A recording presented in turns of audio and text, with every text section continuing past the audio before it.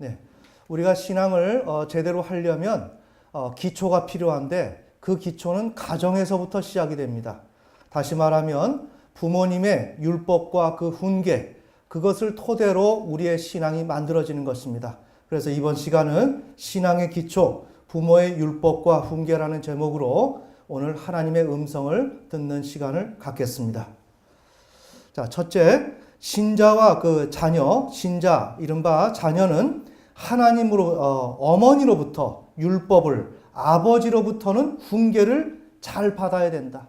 다시 한번, 우리는 가정에서 자녀인데 그 자녀는 신앙 안에서 신자이고 그는 어머니로부터 율법을, 아버지로부터는 훈계를 잘 받아야 된다. 그냥 하는 말이 아닙니다. 어머니로부터는 율법을 받아야 되고 아버지로부터는 훈계를 잘 받아야 된다. 그래서 이것을 토대로 신앙의 기초를 마련해야 된다.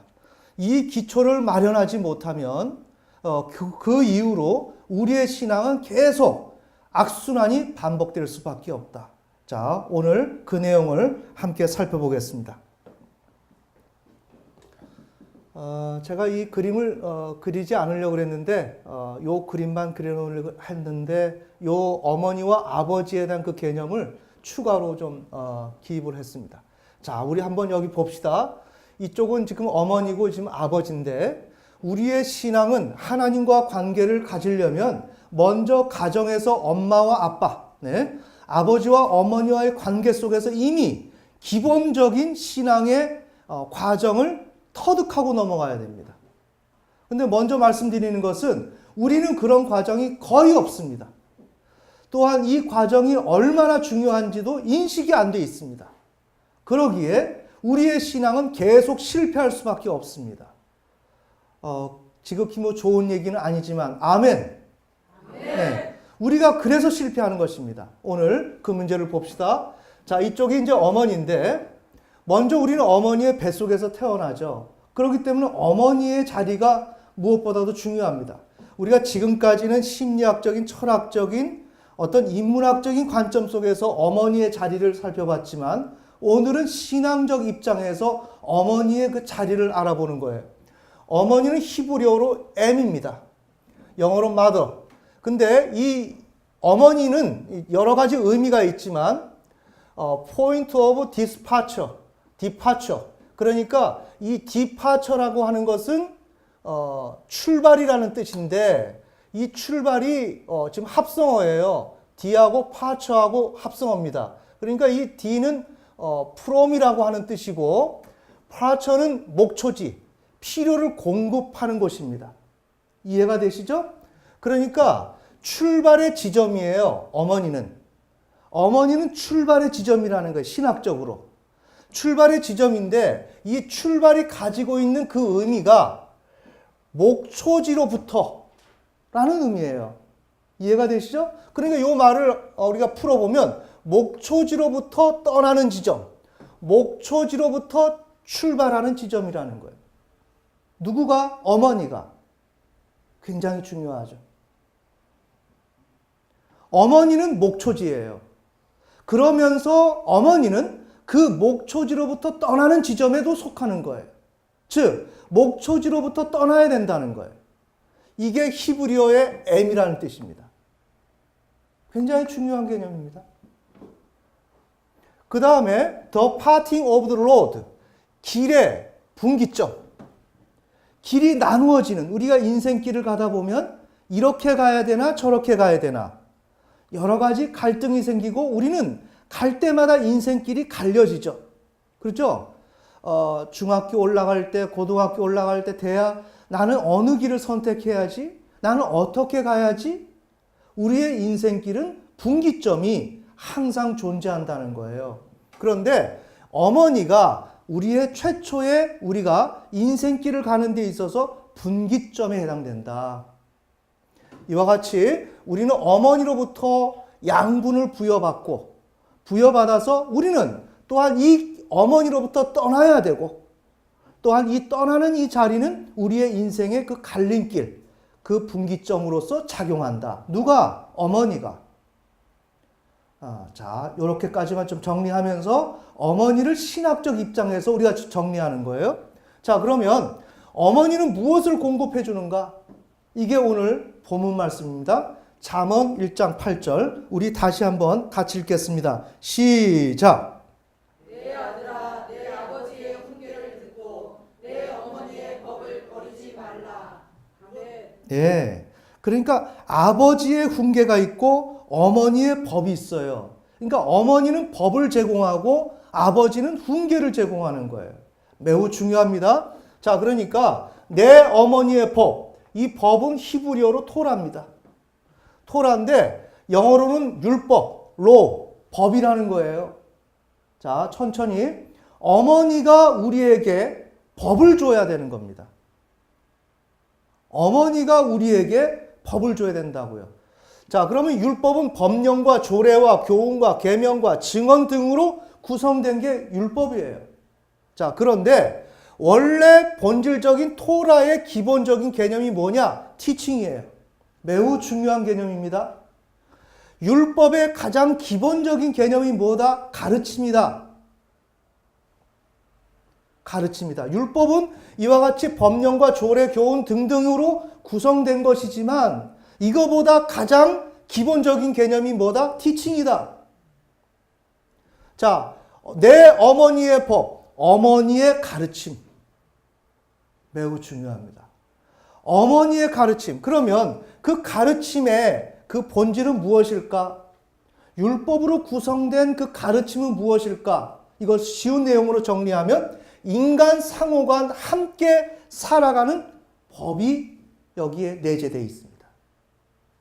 자, 우리가 지난 시간에 우리가 상호 관계 속에서, 그죠? 서로가 양자 간에 어떤 요청하는 것을 올바르게 대하는 것이 구약에서 의라 그랬죠. 아멘. 아멘. 마찬가지로 구약 성경을 전체를 보면 윤리적 관계를 모든 것을 강조하고 있습니다. 윤리적 관계. 서로가 마땅히 해야 될 일들, 그것을 이행하는 것을 촉구하는 것이 구약 성경이에요. 우리가 이러한 법을 어기면 너 요거 어겼지? 너 이렇게 벌 받아. 이렇게 하지 않는단 말이에요. 그런 일들이 있어서 하나님은 오실 예수 그리스도를 의미하는 그러한 제사의 방법, 그런 제물을 통해서 우리의 죄들을 낱낱이 고하고 해결할 수 있도록 하나님은 준비해 주셨습니다. 아멘. 아멘. 따라서 하나님이 주안점을 두는 것은, 인간이 죄를 짓는 것은 우리의 행위로는 극복할 수 없는 것이기에 예수 그리스도를 통해서 해결하려고 애시당초부터 그렇게 준비하셨고 그렇게 진행해 오셨어요. 그렇다면 하나님이 주안점을 두는 것은 뭐다? 윤리적 관계다. 윤리적인 그 문제를 하나님은 가장 중점으로 뒀다. 그런 것이 바로 율법 속에 들어가 있다. 아멘. 그래서 인간 상호 간에 함께 살아가는 법, 쌍방간에 서로가 요청하는 바가 있는데 그것을 서로가 올바르게 대해줄 수 있어야 된다라는 게 율법 속에 존재한다. 또한 젊은 사람이 처신하는 법, 내 아들아 이렇게 나오죠. 네, 그 율법 속에는 우리가 살아갈 때 어떻게 처신해야 된다라는 그런 방법이, 규정이 들어있다는 거죠. 그 다음에 하나님께 다가서는 방법, 그 다음에 하나님께 오래 축복받고 살아가는 방법, 이것을 어머니를 통해서 자녀들에게 이렇게 전달이 돼줘야 한다는 거죠. 자, 이럴 때 지금 우리의 현실은 어떤가? 뭐 쉽게 말하면 아이들의 입장에 봤을 땐 엄마는 무엇을 하는 사람이죠? 잔소리. 천천히 정리해 봅시다. 엄마의 말 속에서 여러분이 무엇을 얻을 수 있고 자부심을 가지고 있나요? 이거는 엄마도 부족하고 듣는 여러분도 부족하다는 거예요. 지금 우리의 실존을 얘기하는 겁니다. 엄마가 과연 여러분의 인생 가운데서 자녀들에게 어떠한 영향력을 주고 중대한 사람으로 존재하느냔 말이에요.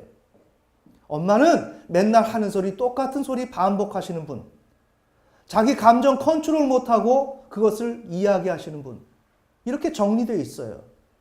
문제는 뭐다? 어머니의 입속에서 이러한 중요한 이 개념들이, 이른바 율법이 티칭이 전달돼줘야 된다. 아멘. 아멘. 이게 신앙의 기본이다. 문제는 뭐냐? 이게 안 돼 있기 때문에 우리가 지금 결혼 생활하든지 뭘 하든지 계속 실패하는 거예요. 여기에서 문제가 발생되는 거예요. 여기에서. 그런데 우리가 중요한 건 뭡니까? 어머니가 이러한 역할을 하는지를 몰라요.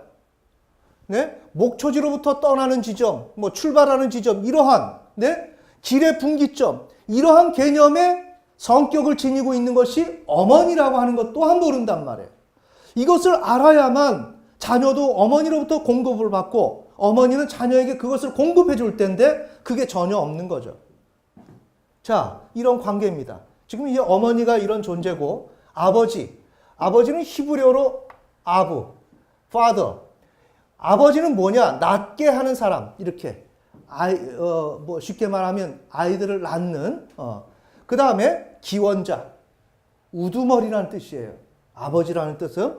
그 다음에 여기에는 어떠한 어원적인 분석을 하다 보면 결정하다라는 말이 포함이 되어 있어요. 아버지의, 아부의. 결정하다라는 의미가 내포되어 있다고요. 어형론적으로 보면. 그 다음에 여기 또 다시 살펴보면 나는 바란다. 아버지라는 아부에 속한 것이 뭐뭐에게 바란다, 원한다 라는 것이 아부에 속해 있어요. 이게 아버지의 뜻이에요. 매우 중요합니다. 지금 신학적으로 보는 겁니다. 그러니까 이것을 우리가 정리하면 아버지는 우두머리로서 모든 것을 결정한다. 그죠? 결정하고 자녀에게 자신의 판단에 무엇이 필요하다면 요청하는 존재이다. 요청하는 존재이고 그 모든 것을 결정하며 그것에 따라서 이행하는 존재예요. 우두머리니까.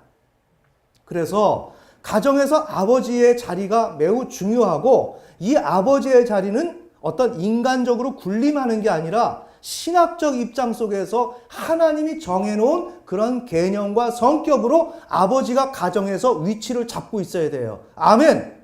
아멘. 이 일을 위해서 온 가족이 노력을 해야 됩니다. 아버지 한 분만으로 되는 게 아니라 어머니와 자녀와 이런 관계 속에서 서로가 각자 포지션을 있어야 될 그곳을 우리가 알고서 그 자리에 넉넉히 있을 수 있도록 배려해주고 기다려주고 밀어주고 도와주는 그런 관계가 만들어져야 돼요. 아멘? 아멘. 자, 그래서 이렇게 아버지가 이렇게 요청하는데 만약 아버지가 원하는 것이 이루어지지 않을 때는 어떻게 하느냐? 징계가 이루어진다는 거예요. 이게 아버지가 해야 될 일이에요. 이른바 훈계. 자, 이게 잠언서 1장 8절에 아까 내 아버지의 훈계. 그죠? 내 아버지의 훈계를 들으라 그랬죠. 이 훈계는 히브리어로 무사르, 응징하는 것, 바로잡는 것, 때리는 것. 이게 아버지가 하는 역할이에요. 그래서 우리가 일반 계시 속에서 나타나는 현상이 뭐예요? 아버지는 왠지 모르게 집에서 큰 소리 치죠. 그죠? 막 혼을 내죠. 이게 부족하나마 올바른 것이라고요. 이게 없으면 사람이 제대로 안 되는 겁니다. 한쪽에서는 뭡니까? 법을 이렇게 티칭을 해주고, 정리합시다. 티칭을 해주고 이 티칭된 것을 아이들이 제대로 이행하지 못할 때는 그 다음 누가 해야 된다? 아버지가 징계를 해야 된다. 아버지가 징계를 해야 된다. 우리 자녀들이 아버지가 혼을 내는 것에 대해서 불만을 갖거나 그러면 안 돼요. 이게 하나님이 이 가족 공동체 속에서 신앙의 기초를 다져가는 하나의 프로그램이란 말이에요. 프로그램. 하지만 우리 아버지가 어때요? 하나님의 말씀을 기초로 이러한 신학적인 입장에서 훈계를 제대로 못하죠. 맞습니까? 네. 그러니까 어머니도 못하고 아버지도 못하고 우리는 교회만 다닐 뿐이지 그냥 껍데기로서 열심히 해야 되겠다는 열정은 있지만 실제 내용물은 아무것도 없고 이러다 보니까 우리의 삶이 계속 피폐하단 말이에요. 자, 우리 성경 한번 찾아봅시다. 성경에서도 이렇게 아버지가 훈계를 해야 된다. 이렇게 내용이 나옵니다. 자, 우리가 이미 보았던 구절입니다. 잠언서 22장 15절 몇 개의 성경을 찾아봅시다. 22장 15절. 자, 찾았으면 다 함께 읽겠습니다. 시작. 아이의 마음에는 어리석음이 매여 있거니와 바로잡는 회초리가 그것을 몰아내어 그에게서 멀리 떠나게 하리라. 아멘. 네, 우리가 어머니로부터 티칭, 율법을 받아들여야 되고 그것을 배워야 되는데 이런 것을 우리가 어리석음에 매여서 어머니의 소리를 못 들어요. 어머니의 소리를 잔소리로 여긴단 말이에요. 안다니까? 알아요. 하려고 그랬어요. 이거 우리 18번이잖아요. 그죠? 내가 하려고 한 것처럼. 자, 이렇게 하면서 뭘 하느냐? 하나도 못 들어요. 어머니 소리 전혀 못 들어요. 자, 어머니가 뭐 토라를 전달하는 것도 아닙니다. 우리 일반 계시적 차원에서 너 사람들과 관계할 때 이렇게 지내야 된다. 더 나가서 너 교회 다녀야 된다. 하나님 말씀 잘 들어야 된다. 너 신앙생활 매우 중요하다. 이런 얘기를 지금 우리가 이렇게 하고 있어요. 어머니가. 그렇지만 그 이야기는 한 소리 또 하는 소리로 들린다고요. 아멘. 네. 자, 이렇게 할 때 이것은 우리가 잔소리로 듣는 것은 무언가 어리석어서 그렇다. 어리석어서.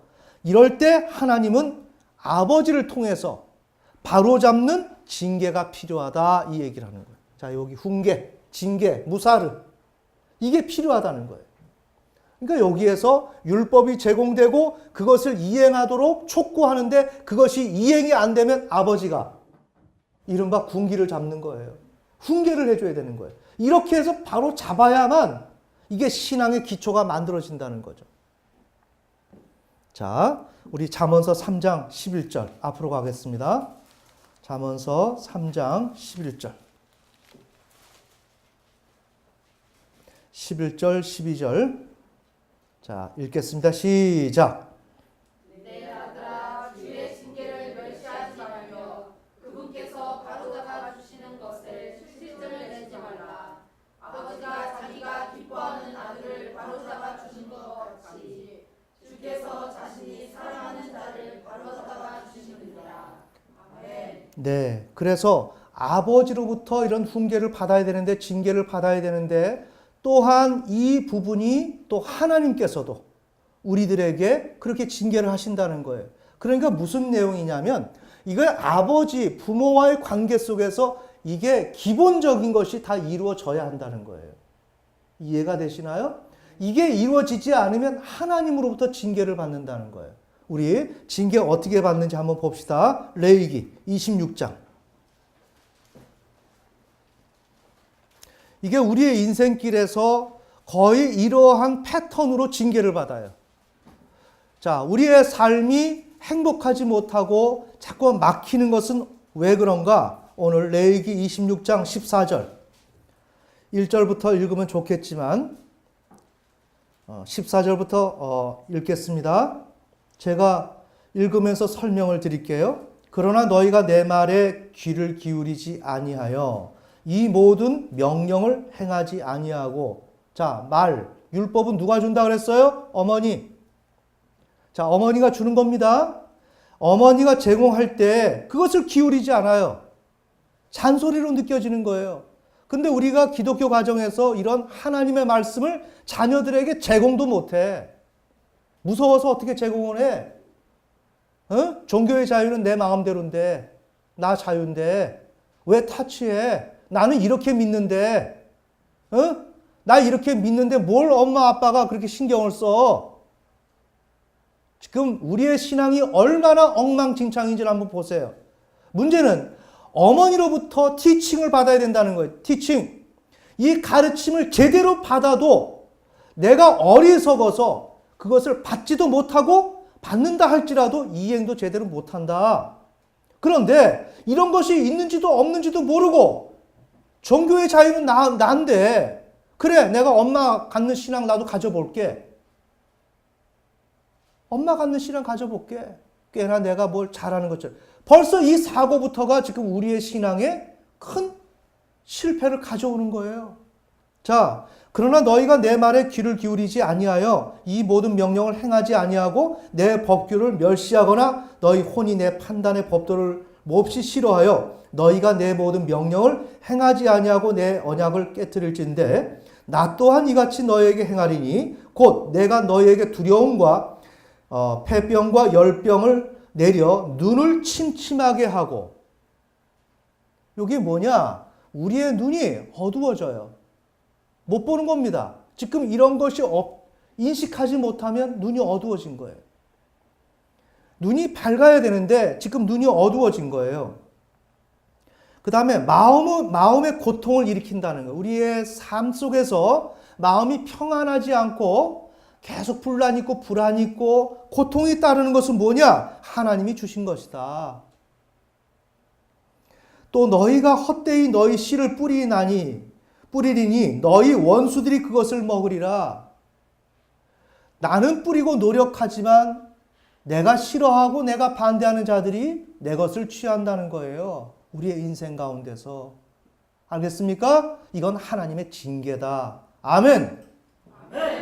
그게 내가 어떤 40일 작정 기도해야 되는 게 아니라 하나님이 지금 나에게 징계를 내리신다. 왜? 하나님의 말씀을 내가 순종하지 않으니까. 그 말씀은 어디서 왔다고요? 어머니로부터. 근데 우리는 어떻게 하고 있다고요? 어머니로부터 율법 티칭이 전달이 되고 있지도 않고 이것을 하려면 어떻게 돼요? 굉장히 머쓱하고 난처하다고요. 왜 엄마 왜 그래 갑자기? 이렇게 나오겠죠? 왜 그렇게 나와요? 어머니 왜 지금 갑자기 왜 그러냐고. 그냥 문 닫고 들어갈 수가 있겠죠? 이마만큼 지금 우리의 신앙이 완전히 피폐해져 있고 그냥 제로에 가깝다. 여기에서 무엇이 나오겠는가? 자, 또 내가 너희를 향해 내 얼굴을 고정하리니 너희가 너희 원수들 앞에서 죽임을 당하고 너희를 미워하는 자들이 너희를 통치하며 너희를 쫓는 자가 없어도 너희가 도망하리라. 이 모든 것에도 불구하고 너희가 내 말에 귀를 기울이지 아니하면 너희 죄들로 인하여 내가 너희를 7배나 더 벌하리라. 요 단계별로 들어가는 거예요. 압박의 수위가. 자, 내가 너희 권능의 교만을 꺾고 너희 하늘을 쇠같이 하여 너희 땅을 녹같이 하리니 너희가 헛되이 힘을 쓰리라. 아무리 해도 안 된다. 아무리 해도 내가 뭔가 결과가 안 나온다. 이거는 지금 두 번째 단계에서 지금 하나님의 징계의 그런 역사가 일어나는 것입니다. 너희 땅이 자기 소출을 내지 아니하고 그렇게 노력을 했는데 재산이 늘어나지 아니하고 부가 축적이 안 된다. 이랬을 때는 내 인생에 발전이 없다. 이랬을 때는 바로 이런 하나님의 징계다. 땅의 나무가 자기 열매를 맺지 아니하리라. 자, 21절 너희가 나를 대적하여 걸으며 내 말에 귀를 기울이지 아니할진대 내가 너희 죄들에 따라 너희에게 7배나 더 재앙을 내리리라. 우리의 삶이 계속 더 어려워진다. 또 내가 들짐승들을 너희 가운데 보내리니 그것들이 너희 자녀들을 빼앗아 가고 자녀와 연관이 된다. 내 문제가 어떻게 된다? 자녀와 연관이 된다. 내가 순종하지 못하면 자녀가 안 된다. 아멘. 네. 내가 순종하면 자녀가 된다. 자녀들을 빼앗아 가고 너희 가축을 멸하며 너희 수요를 감소시킬 것이요 너희의 큰 길이 황폐하게 되리라. 나로 말미암은 이 일들로도 너희가 개혁하지 아니하고 즉 정반대로 행한다면 또 하나님은 또 징계를 내리신다는 거예요. 계속 수위가 높아지는 거예요. 이와 같이 지금 문제는 어머니로부터 율법을 제대로 받아서 이것을 이행하는 단계에 있어야 되는데 오늘 우리들은 이게 그냥 전무한 상태다. 전무한 상태다. 그래서 지금 우리가 부모와 자녀가 이 전무한 상태에 빠져 있는 것은 성경적 관계를 인식하지 못하고 이런 것을 유지하는데 지금 실패했기 때문이다. 자, 그 그림이 또 요 그림이에요. 자, 문제는 뭐냐? 지금 요 구도를 항상 설명하기 위해서는 심리학적인 내용물이 굉장히 중요한데 지금 잘 들으세요. 이쪽이 딸이고 이쪽이 아들입니다. 딸과 문제는 엄마. 문제는 엄마가 중요한 거예요. 엄마. 자, 목초지죠, 목초지. 네. 근원성을 가지고 있는 겁니다. 자, 근데 이 딸이 엄마를 향해서 항상 경쟁적 태도를 가지고 있다는 거예요. 자, 우리 따님들, 어머니를 봤을 때 유쾌하지 않아요. 기본적으로 기분 나빠. 엄마는. 이걸 인식해야 돼요. 엄마는 기본적으로 기분 나쁜 대상이야. 이거를 인식을 해야 여러분이 신앙이 좋아지는 거예요. 왜? 지금 어머니로부터 율법이 오는데 딸이 어떻게 생각을 갖느냐? 어머니에 대해서 경쟁적 태도를 갖는다고요. 경쟁적 태도를 갖고 있을 때는 이건 짜증나는 대상이에요. 다시 말해봅시다. 내가 어머니의 말을 아무리 순종하려고 해도 먼저 기분이 나쁜데 뭘 순종을 해요? 말하는 사실 자체가 싫은데. 그러니 신앙이라고 하는 것은 먼저 어머니와 나와의 그 관계에서 기본적으로 어떤 일이 일어나는지를 알고 그것을 조정하는 일이 선행되어져야 합니다. 아멘. 아멘. 자, 그래서 어머니를 향해서 거부적 태도와 공격성을 가지고 있어요. 내용은 뭐냐? 토라, 티칭, 이 가르침을 무턱대고 거절하는 거예요. 기본적으로 짜증이 나는 대상이기 때문에 들어보지도 않아요. 엄마 이야기는 그냥 싫은 거야. 이게 우리 가정에서 딸들이 극복해야 될 과제입니다. 자, 이유는 뭔가? 어머니가 소유했다고 판단되는 근원성. 천천히 보셔야 됩니다. 즉, 칸트로 말한 물 자체를 자신이 소유할 수 없게 된 결과 발생된 시기심 때문이다. 천천히. 여러분이 어머니를 봤을 때 왜 짜증나냐? 엄마는 가지고 있고 나는 없다는 것에 대해서 분개하는 거예요. 뭐를? 근원성에 대해서. 자, 근원성이 뭐예요? 엄마의 그 내재된 파워, 내재된 무언가 보이지 않는 응축되어 있는 잠재된 어머니의 소유. 천천히. 자, 누구누구야? 너 뭐 갖고 싶으니? 벌써 내재된 힘이 존재하죠? 보이십니까? 이게 시기심이 나는 거예요. 엄마는 왜 나에게 갖고 싶은 걸 묻지? 알겠습니까? 왜 갖고 싶은 거 묻지? 누구누구야? 걱정하지 마. 내가 그거 어떻게 도와줄게. 한편 기쁘지만 짜증나는 겁니다. 왜? 어머니에게는 왜 걱정하지 말라는 그러한 자신감이 존재할까? 이것이 멜라니 클라인의 젖가슴이죠. 그 어린아이가 태어났을 때 나는 배가 고파서 모유를 먹어야 되지만 그 모유를 주는 엄마. 이건 굉장히 짜증나는 이야기예요. 왜? 나는 없거든. 맞습니까? 나는 없거든. 근데 저쪽에선 계속 준단 말이에요. 여기에서 저 주는 자체가 나는 지금 기분이 나쁜 거예요. 지금 어머니의 도움은 나에게 필요하지만 어머니가 연일 나를 도와주고 역할해주고 서포트해주는 그때 서포트해줄 때 나오는 힘. 그게 도대체 뭐냐 이거예요. 왜 나는 그것을 받아야만 되고 왜 저쪽에는 그것이 있느냐. 이른바 젖가슴이 왜 저쪽에 있어야 하느냐라는 내용이에요. 그래서 시기심이 나온다고요. 자, 이 내용을 왜 말씀드릴까요? 이게 우리 딸 자녀들이 극복해야 될 일들이니까. 아멘. 아멘. 우리의 신앙이라고 하는 것은 그냥 이러한 문자적인 성경의 그 글자를 보고 신앙하는 게 아니라 나라는 이 실존적인 인간이 어떠한 입장에 있는지를 잘 알아야 이 문제를 풀어나가는 거예요. 그러니까 오늘 예배 이후에 여러분들이 생각해야 될 것은 조금 민망하겠지만 어머니의 그 활동을 한번 보세요. 거기에서 얼마나 젖가슴이 출현하는지, 나를 향해서 공급해주는 그 에너지와 그 근원성이 그렇게 투영되고 보여지는지, 그때 내 기분이 어떤지 잘 살펴보세요. 기분 나쁜 겁니다. 여러분, 사촌이 땅 사면 배가 아프잖아요. 그죠? 누가 가까운 사람들이 잘 되면 기분이 좋습니까? 기분이 나쁘죠? 왜 그래요? 내게는 없으니까. 성경은 아니지만, 아멘. 네. 우리 딸들이 지금 이 개념을 알아야 돼요. 자, 이렇게 되면서 아버지에게 무조건 지지를 요구하는 거예요. 이게 굉장히 중요한 거예요. 이게 공감 모드다. 이게 공감 모드다. 이게 오늘 한국 사회의 사회주의 모드다. 이해가 되십니까? 문바의 모드다. 이게 오늘 이 시대의 그 얘기예요. 여성들이 지금 천국 가기 어려운 점이 뭐냐? 공감과 지지에 물들어 있단 말이에요. 이것을 벗어버리지 못하면 여성들은 천국 가기 힘들어요. 여호수아와 갈렙처럼 자기를 아무리 쳐서 힘들게 한다 할지라도 저 산지를 내게 주소서. 나는 하나님의 뜻대로 가기를 원합니다. 이런 극복하는 신앙을 가져야 되는데 여성들이 어떠냐? 안락함, 행복한 가정, 뭔가 공감해주고 지지해주고 따뜻함, 이런 거 찾지 마세요. 이해가 되시나요? 따뜻함은 여러분에게 치명적인 피해를 주는 것입니다. 따뜻함을 찾지 마세요. 무언가 이렇게 주변에서 희생해주면서 마음을 만져주고 따뜻함, 이건 내가 그렇게 하면서 좀 먹고 죽어간다. 이것을 알아야 돼요. 그 근원이 뭐냐? 아버지다. 이게 어디에서 태동이 되는가? 가족 관계 속에서, 아버지와 딸과의 관계 속에서 태동이 된다.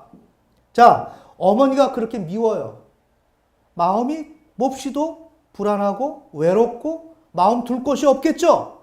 마음 둘 곳이 없죠. 지금 한편에서 엄마는 계속 설쳐대면서 나한테 공급을 해주면 해줄수록 나는 빈곤감을 느끼는데, 그리고 나도 이유도 알 수 없는 적대감이 생기고 공격성이 생기고 그게 이른바 짜증으로 나간다고요. 아멘. 네. 엄마와 딸 사이의 그 짜증, 보이지 않는 그 예민한 민감함, 이게 그냥 자꾸만 나온단 말이에요. 그게 뭐냐? 엄마는 있고 나는 없고, 그럼 나는 어디에 마음을 둬요? 옆에 있는 아버지지. 그럴 때 아버지에게는 뭐냐? 아버지, 이유 묻지 말고 내 기분 맞춰줘. 이거야. 이게 여러분들이, 엄마들이 남편에게 지금 이야기하는 거예요. 이유 묻지 말고 내가 해달라는데 해줘. 나 안정감을 좀 줘. 그럼 뭐예요? 그 아내는 오늘 현실 속에서 이 세상을 바라보면서 젖가슴을 보면서 내게는 없다라는 것을 느끼고, 또한 어린 시절에 그 엄마를 통해서 빈곤감을 느꼈던 것처럼 현실에서도 그렇게 느끼고 시기심을 느끼고 그것을 남편에게 요구한단 말이에요. 아멘. 네. 그러니까 딸들이 아빠에게 얘기하는 것은 인정을 전제하지 않고 행해지는 훈계, 징계, 이거를 굉장히 싫어한다. 이유 조건 묻지 말고 아빠는 나에게 뭔가 위로해주고 안식처를 달라는 거예요. 안식처.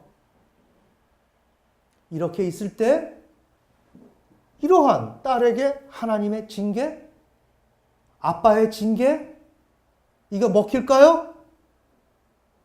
이게 적용이 될까요? 안 되죠.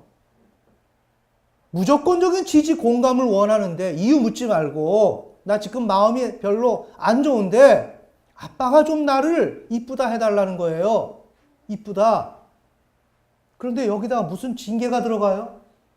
여기에 무슨 엄마를 향해서 내가 엄마가 전해주는 그 토라를, 티칭을 내가 받아들일 수 있는 가능성이 어디에 있어요? 미워 죽겠는데. 그러니까 맨날 알았다고 하는 거예요. 다 안다니까요. 이 얘기를 하고 넘어가는 거예요. 자, 여기에 신앙이 있나요? 신앙은 없어요. 그럼 내 인생은 어떻게 될까요? 레위기 26장처럼 하나님의 징계가 기다린다고요. 조금 박한가요? 제가 좀 야박하게 얘기하나요? 이게 우리의 인생의 즉 현 주소예요. 아멘. 네. 자, 우리 남자 봅시다. 남자는, 아들은 엄마와 병리적 의존 관계에 고착되어 있어요. 이걸 어떻게 이해를 해야 되느냐? 남자아이들은 엄마로부터 무언가 보호를 받고 싶다는 거예요. 여기에 병 들어 있어요. 병 들어 있다고요. 엄마로부터 보호받는 것을 최우선으로 여겨요. 자, 문제는 뭐라 그랬죠? 엄마가 뭔가를 갖고 있다 그랬죠? 갖고 있을 때 이쪽에서는 경쟁 관계를 가지고 있고, 이것을 이 시기심을 없다라고 하는 것으로 가고 있지만, 이쪽은 시기심을 느끼질 않아요. 플러스 마이너스, 네? 반대 극이기 때문에 서로가 땡긴단 말이에요. 이해가 되시죠? 이건 같은 극이기 때문에 밀쳐내요. 자, 엄마와 아들은 이런 시기심을 느끼지 않아요. 아들이 단지 시기심을 안 느끼지만 엄마가 가지고 있는 것을 받기를 원하는데, 이걸 받는 과정을 어떻게 한다? 그대로 엄마에게 의존하는 양식으로 해서, 그냥 더부살이하는 식으로 해서 엄마한테 밀착되어서 그것을 전달받으려고 해요. 이게 지금 남자들이 가지고 있는 아주 핵심적인 문제예요. 이게 가정에서 나타나는 현상이 뭐냐? 아빠는 그렇게 듬직하고 바깥에 나가서는 열심히 일하는데 왠지 모르게 허약해. 허약해. 왜 엄마한테 그렇게 자꾸만 종속적인 위치를 취할까? 그럼 왜 그럴까요? 아내에게 무언가를 자꾸만 의존하고 있다는 거예요. 자신의 엄마와 동일시해서. 이해가 되십니까? 이게 남자들의 문제라는 거예요. 이거를 극복하지 못하면 안 됩니다. 이런 문제가 해결이 안 될 때 요즘 우리가 흔히 일어나는 성추행, 성폭행, 바깥에 나가서 관계없는 여성들에게 특히 자기 회사에서 우리 정치에서도 지금 많이 나오고 있죠. 미투? 네. 자기를 따르는 그 부하 여직원에게 어떻게 합니까? 마음을 주고 거기서 기대를 하는 거예요. 왜? 엄마에게 그렇게 해야 되는데 엄마는 너무 억세니까. 자기 손에 들어오는 그 대상, 마음대로 할 수 있는 부하 여직원, 이른바 비서들, 이해가 되십니까? 거기에서 성적 관계가 일어나는 거예요. 굉장히 중요하죠. 왜 그래요? 엄마와 병리적 의존 관계에 고착되어 있기 때문에 받아야 된다고 생각하기 때문에 더부살이하면서 받아야 된다고 생각하는 이것이 문제라는 거예요. 아멘. 아멘. 자, 그래서 엄마의 무조건적인 지지를 요구해요. 자, 엄마한테 의존해서 잘 보여서 내가 엄마가 가지고 있는 것을 받아내야 되는데 엄마가 나를 지지하지 않아 보세요. 인정해주지 않아 보세요. 여기에서 분노가 나는 거예요. 이것이 가장 우리 가정관계에서 나타나는 게 뭐라 그랬어요? 남편에게 엄마가 그러니까 아빠에게 인정을 안 해주고 무시할 때 이때 부부싸움이 일어난다. 우리 자녀들은 가정에서 요즘 우리 교회 가정은 그런 일이 별로 없겠지만 간혹가다 한번 나타나는 걸 한번 보세요. 그건 뭐냐? 아빠가 무시당했다고 할 때 버럭 화를 내고 극도의 싸움이 일어나는 거예요. 이해가 되시나요? 네. 자, 그래서 인정을 전제하지 않고 행해지는 토라, 즉 티칭을 이렇게 거절한다. 이유는 뭔가? 어머니가 소유했다고 판단되는 근원성, 즉 칸트의 물 자체를 어머니에게서 인정받음으로써 얻어야 하는데 어머니가 그 인정을 해주지 않기 때문에. 자, 그 다음에 아버지를 향한 거부 공격성. 자, 훈계와 징계, 즉 무사를 무턱대고 거절한다. 우리 딸들은 엄마를 보면 무조건적인 반감, 이것이 생기지만 아들은 아빠만 보면 그냥 공격성이 나오는 거예요. 자기보다 이 사회에서 힘이 센, 직위가 높은, 가진 자, 알겠습니까? 거기에 분노가 일어나는 겁니다. 이건 누구에게 분노다? 아버지를 향한 분노다. 이것이 있으면 어떻게 된다? 하나님을 향해서 관계가 안 열린다. 아멘. 아멘. 자, 우리가 정리하자면 어머니로부터 토라를 받고 아버지로부터 훈계를 받아야 되는데 그렇게 되지 못하는 이유가 무엇이냐? 바로 이런 이유다. 자, 그러면 그 이유의 그 근저, 제가 다시 말씀드리지만 그것은 뭐냐? 어머니가 지닌 자원을 소유하려는 욕망 때문에. 이해가 되시죠? 천천히.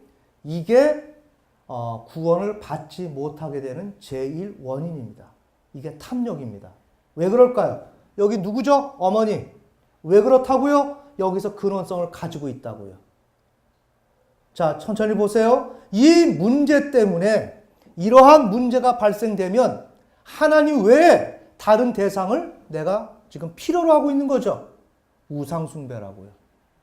우상숭배. 이 우상숭배가 되면 하나님은 복을 내리지 않아요. 정리합시다. 자, 그래서 우리는 이것을 지니려고 어머니가 가지고 있는 것을 지니려고 애써서 노력을 해요. 이때 하나님은 이런 문제를 어떻게 다루시는가? 시편 71편 6절. 하나님은 지금 이 문제를 어떻게 생각하시고 다루어 나가시는가? 시편 71편 6절.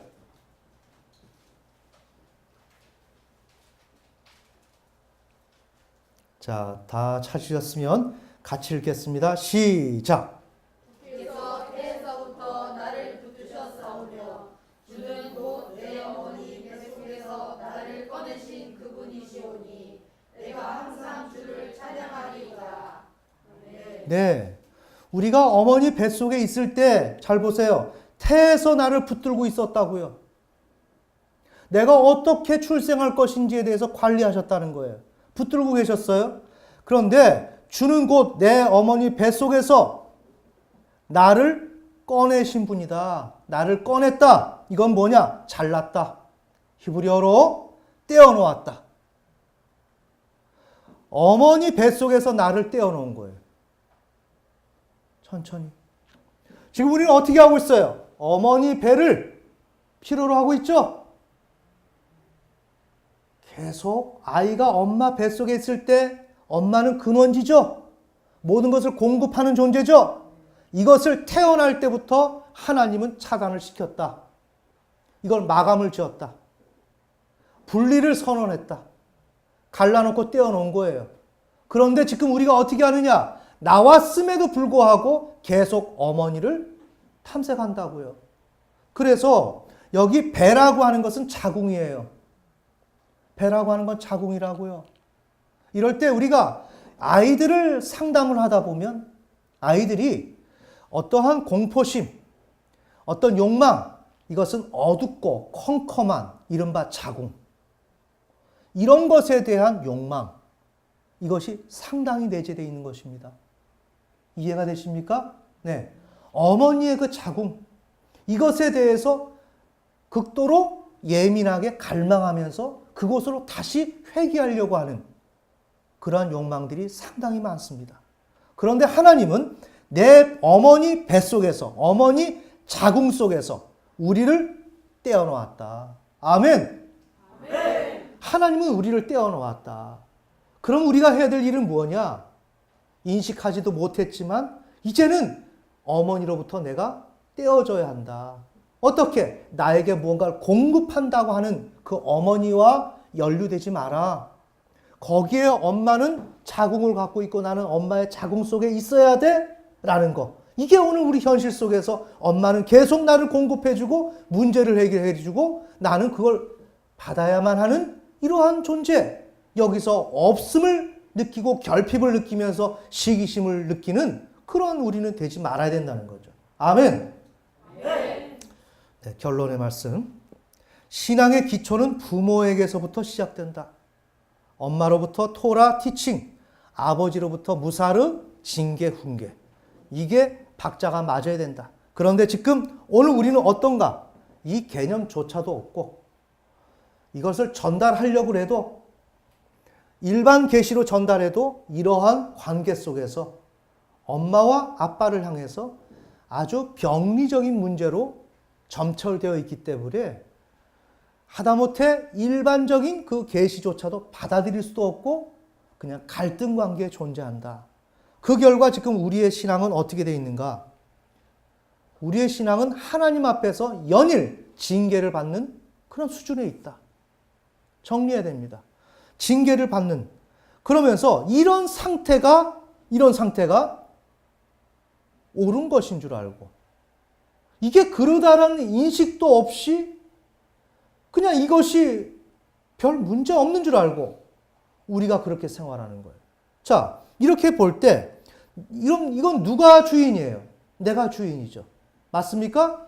주인 되면서 이러한 갈등 관계 속에서 하나님 말씀도 못 받아들이고 징계도 못 받아들이는 가정에서도 그렇고 하나님에게서도 그렇고 그러면서 주인은 나다.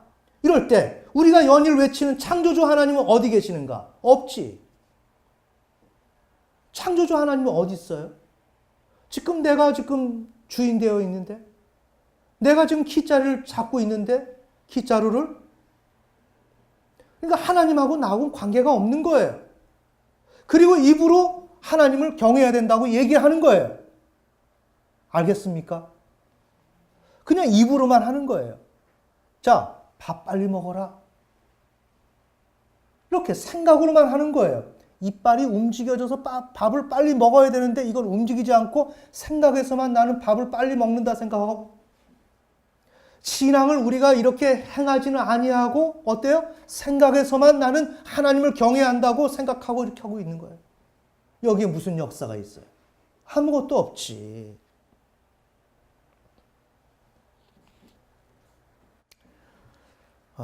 자, 우리가 신앙의 기초를 탄탄하게 세워야 됩니다. 그러면 이제라도 지금 우리가 여기에 보는 것처럼 먼저 우리가 토라로 가기 전에 오늘 예배 이후에 어머니가 말씀하시는 것에 대해서 좀 귀담아 듣자. 아멘. 네. 귀담아 듣고 도대체 무슨 소리를 하시는지 잘 들어보고 한번 듣다 보면 맞는 말이네 라는 게 떠오를 것이다. 떠오른다. 근데 이렇게 하다가 잘 안 받아들여질 것이다. 그러면 여러분들이 요 관계로 들어가야 된다. 알겠습니까? 내가 왜 그런가? 엄마가 가졌네. 그게 밉네. 이거를 여러분들이 삶 속에서 포화 상태까지 느껴져야 돼요. 자, 이건 우리 생물학적으로 지금 자녀들에 대해서 적용이 되는 문제고, 그럼 우리 어머님, 아버님은 어떻게 되는가? 이거는 목사님과 사모님과의 관계다. 아멘. 네. 여러분의 어머님, 아버님, 지금 엄마, 아빠들은 지금 우리 엄마, 아빠들의 그 부모님들이 지금 이 문제를 다뤄주는가? 안 다뤄주죠. 안 다뤄주죠. 그럼 어디서 다뤄야 돼요? 교회에서. 그거를 목사님하고 사모님과의 관계 속에서 다뤄내야 된다.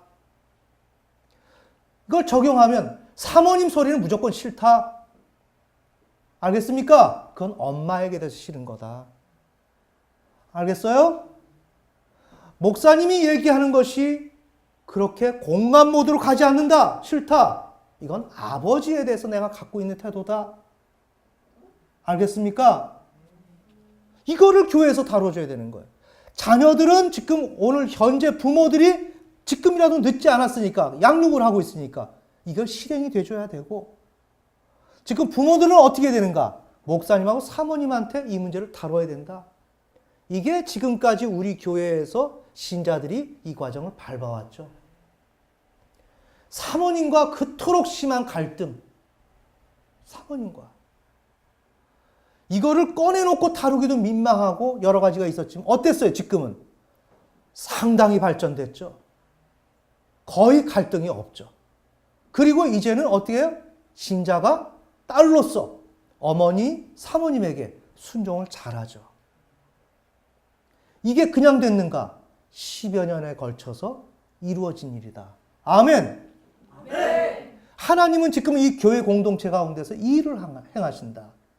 그러니까 이 문제들을 필히 해결하고 넘어가야 하고, 그것을 해결되고 난다면 이제라도 토라를 듣고 하나님께서 나에게 오늘 인생에 징계를 가하실 때 어떤 것을 하시는가, 이걸 눈여겨보면서 행동 한 가지 한 가지를 고쳐야 된다. 아멘. 네. 그래서 우리의 신앙 자체를 진짜 리얼하게 만들어 가야 된다. 이건 하나의 공식이란 말이에요. 이대로 순서를 밟아가면 하나님은 우리에게 축복을 해주시는 거예요. 그런데 우리가 이것을 전혀 인식하지 못하고 마음은 열심히 해보려고 노력을 했단 말이에요. 하지만 그건 내 열심과 노력일 뿐이지, 실은 이런 거 있는지도 모르고 부모를 향한 그 반감, 이런 것이 또한 그러다 보니까 받는 것도 없고 토라도 없고 티칭도 없고 아무것도 없는 가운데서 연일 내려지는 하나님의 징계 속에서 어떻게 보면 잘해볼까라고 노력했지만 결과는 별로 없다 이거예요. 이 결과를 만들려면 이 순서대로 지금부터 늦지 않았으니까 작업을 해나가면 된다. 아멘. 네. 부디 이 내용이 잘 정리가 되어서 여러분에게 각자의 가정 가운데서 소기의 성과를 거두는 저와 여러분이 되었으면 좋겠습니다. 네, 기도드리겠습니다.